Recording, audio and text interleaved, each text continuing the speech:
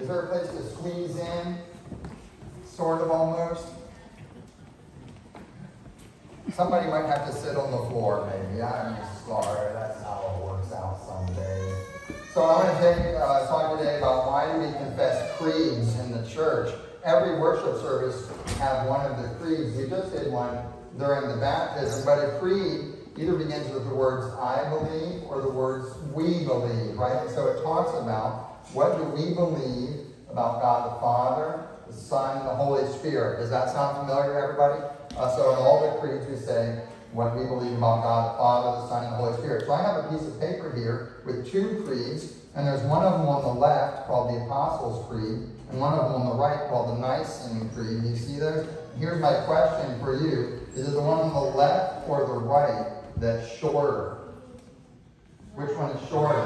The one on the left is shorter, the Apostles' Creed. That's the earliest creed written long, long ago. The church has been confessing it forever, and then later on they added some more words and made the Nicene Creed. But guess what? There's more than two creeds, am I right?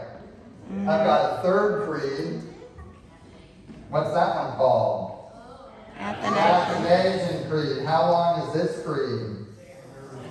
Very long. There's people in this congregation, that's their favorite creed, right? All right?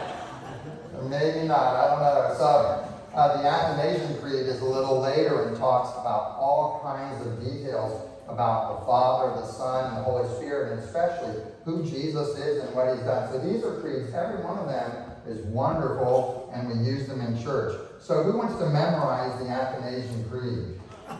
There I have one volunteer. Very nice. Here it is. There you go. So that's not that easy to memorize. But I will say this. I would encourage every Christian to memorize the Apostles' Creed. Have you guys worked with me? Some of Michaela has it memorized already. Adults, I would encourage every believer to memorize the Apostles' Creed. No show of hands, but ask yourself. So we should know these creeds because they summarize what the Bible is about, right? The Bible has many things to say, but it summarizes the central things, the most important thing about God the Father who made us, and the Son who died and rose again, and the Holy Spirit who sanctifies and makes us his own, right? So we confess those creeds to mark us out as people who believe in this particular God. Okay? Thanks for coming up, guys.